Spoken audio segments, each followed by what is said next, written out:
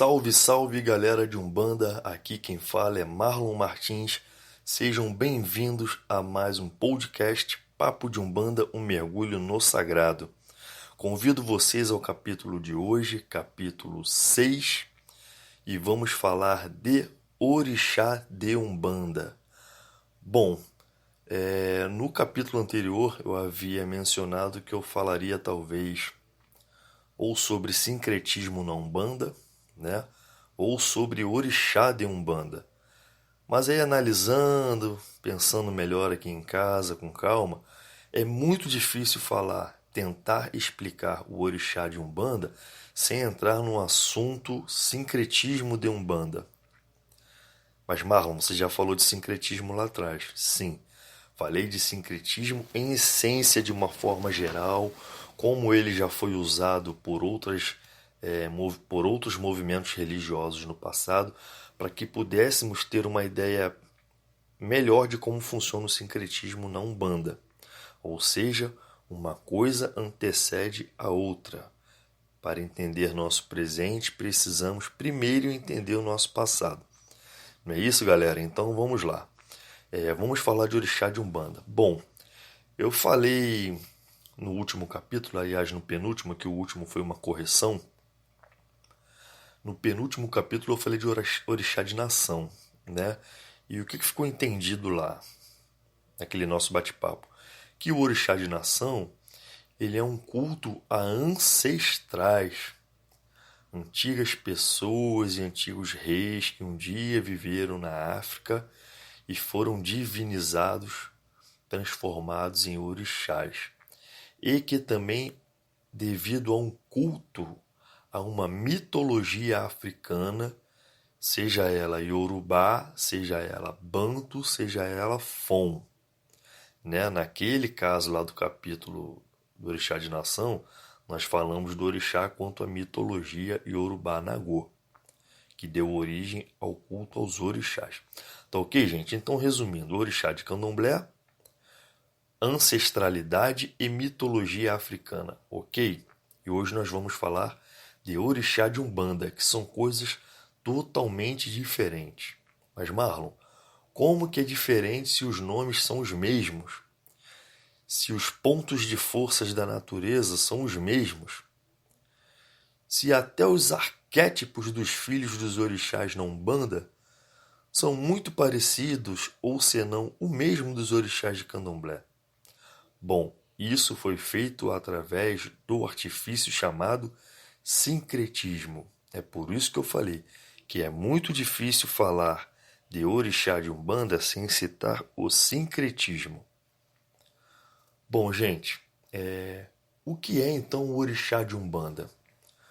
O orixá de Umbanda, ele é fonte de energia direta de Deus Pai, Criador de tudo e de todos, a quem nós chamamos na Umbanda de Zambi, a quem os evangélicos chamam de Jeová, Deus, a quem os candoblecistas de Queto chamam de Olorum, né? Deus é um só. Muda-se o nome, mas não muda-se o conceito. Entenderam, meu povo? Deus é um só. Muda-se o nome, muda-se os caminhos de se chegar até Ele, mas não se muda o conceito. Deus é fonte de energia. Isso é fonte de renovação, é fonte de vida, é fonte de milhares e milhares e infinitos sentimentos e irradiações. E é dentro desses sentimentos e irradiações que nós, umbandistas, cultuamos o nosso Deus. Ou seja, nós cultuamos os seus principais poderes, as suas principais irradiações. Bom, não quero muito me aprofundar nessa questão das principais irradiações, porque senão vai dar margem para tocar no assunto de as 7 linhas de Umbanda e eu quero deixar isso para um próximo podcast. Tá ok, gente? Vamos tentar bater esse nosso papo aqui em cima do que é o orixá de Umbanda, mas sem chegar... Vamos tentar, né? Que é muito difícil. Sem chegar no assunto das 7 linhas de Umbanda, tá? Então, para você entender o que é o orixá de Umbanda, tente imaginar Deus como uma fonte geradora de energia. Vamos pegar, por exemplo, o Sol. Tá bom, minha gente? Vejam bem, o Marlon não está falando que Deus é o Sol. Deus até pode ser representado pelo Sol, assim como é em algumas mitologias, em algumas outras culturas religiosas, mas não é isso que eu estou falando, eu estou dando um exemplo, tá bom? Então imagine o Sol lá como Deus Pai, Criador de tudo e de todos, fonte de todo o poder e energia do universo. Imagine um raio saindo do Sol. Tá imaginando o Sol, minha gente? Tá imaginando um raio de luz saindo do Sol? Pois é, este raio de luz, vamos para um segundo exemplo. Este raio de luz, por exemplo, vamos defini-lo como um raio de luz com um sentimento carregado de sentimento de fé e de paz universal. Imaginamos um sol com muitos raios de luz e definimos no nosso exemplo que um desses raios de luz ele está carregado de sentimento bom, de fé e paz universal. Este raio de luz na Umbanda nós chamamos de Oxalá, nosso Pai Jesus Cristo. Ah, Marlon, então isso que é o orixá de Umbanda. Exatamente, o orixá de Umbanda ele é uma luz irradiada, direta de Deus, carregada de bons sentimentos. E cada luz, cada feixe de luz pode ser representado primariamente por um orixá, sabendo que dentro dessa faixa, desta mesma faixa de luz, podem haver milhares de orixá. Bom, novamente, a gente está quase entrando no assunto das 7 linhas, eu vou tentar não entrar. Mas eu espero que tenha ficado claro para vocês aqui o que é o orixá de Umbanda. Ele é uma luz que vem direta de Deus, resumidamente, é isso.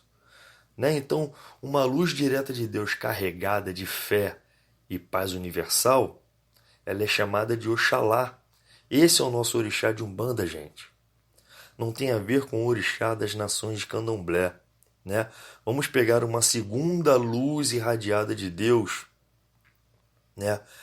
Carregadíssima de sentimento de vida, de geração, de evolução. Então, a esta faixa de luz, nós vamos chamar de Iemanjá. Vamos chamar? Não, já chamamos, né? Porque isso foi convencionado lá atrás pelo Caboclo das Sete Cruzilhadas, quando ele fundamentou a Umbanda.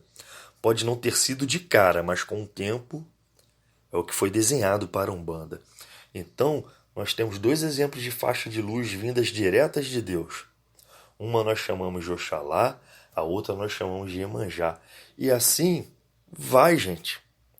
Entendeu? Cada orixá é uma luz vinda diretamente de Deus, carregada de bons sentimentos, carregada de poder, carregada de irradiação energética, vindo diretamente de Zambi, vindo diretamente de Deus.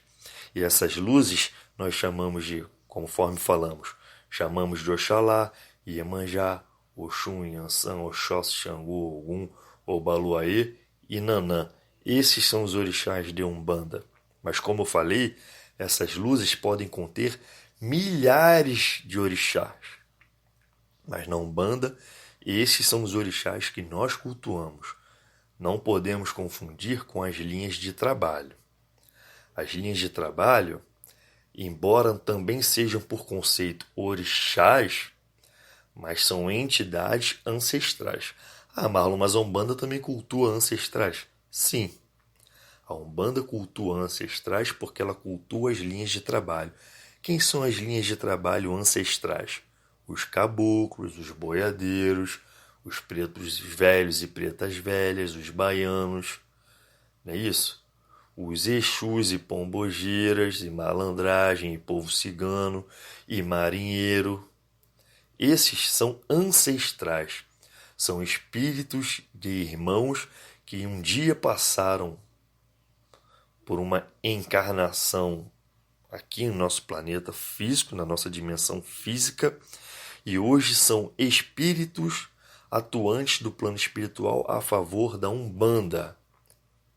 Tá ok, minha gente? Não confundam o orixá e radiação direta de Deus com entidades de linha de trabalho. Esses sim foram ancestrais. E como eu falei ainda agora, apesar de serem ancestrais, entidades de trabalho, não deixam de ser orixás, porque não deixam de ser iluminados por Deus e não deixam de trabalhar diretamente nossa coroa. Não é isso? Eu, Marlon, sou médium do caboclo Tupinambá, que aliás sou eternamente grato, muito agradecido por tudo que fez por mim na minha caminhada. Este caboclo Tupinambá, quando utiliza a minha matéria como ferramenta de trabalho, ele trabalha em cima do meu chakra central, o coronário. Não é isso? Então ele não deixa de ser um orixá. Ele é luz de Deus iluminando a minha cabeça. Tá ok, gente? Mas por conceito, por definição, o orixá é uma coisa e entidades de trabalho, linhas de trabalho, são outras. Tá bom, gente?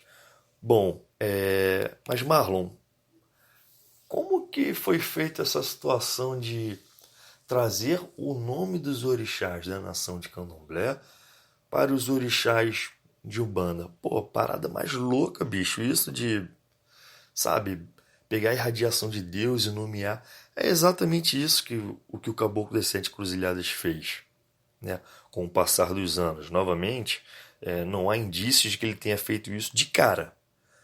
Há indícios de que isso tenha surgido, a Umbanda tenha sido revelada aos poucos com o passar dos anos. Como que ele fez isso? Com o uso do sincretismo na Umbanda. Não é isso? Ele pegou lá, vamos cultuar diretamente a Deus sob o Evangelho de Jesus e a irradiação de fé e paz universal que vem direta de Deus, vamos chamar de Oxalá. Vamos chamar de Oxalá.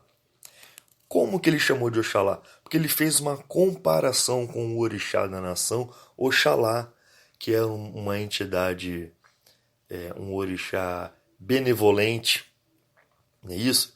De boa índole, de bons valores. Então ele fez essa comparação e fez o sincretismo. Esta irradiação de Deus eu vou chamar de Oxalá. Tá ok, gente?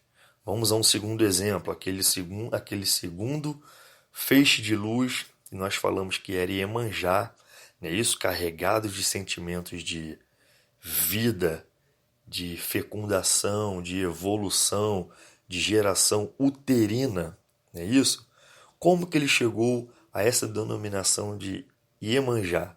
Porque ele pegou a comparação do orixá do candomblé, que era exatamente a figura da orixá mãe de todos os orixás. Se é mãe de todos os orixás, é porque entende tudo e irradia tudo quanto à fecundação, geração embrionária, início da vida, o dom da vida. Então ele pegou esse nome e comparou e adotou esse nome para este segundo feixe de luz que vem de Deus emanado de vida, chamando de Iemanjá. Tudo bem, gente? Estão entendendo como foi feito o sincretismo dos orixás? Vamos a um terceiro exemplo? Bom, vamos pegar um terceiro feixe de luz vindo diretamente de Deus e vamos entender que este feixe está carregado do sentimento de amor. Mas como assim amor, Marlon? Amor em sua forma geral, em sua forma mais plena. Amor de mãe para filhos, amor de pai para filhos, amor entre pai e mãe, homem e mulher, amor entre amigos, entre familiares. Amor, gente, de uma forma geral.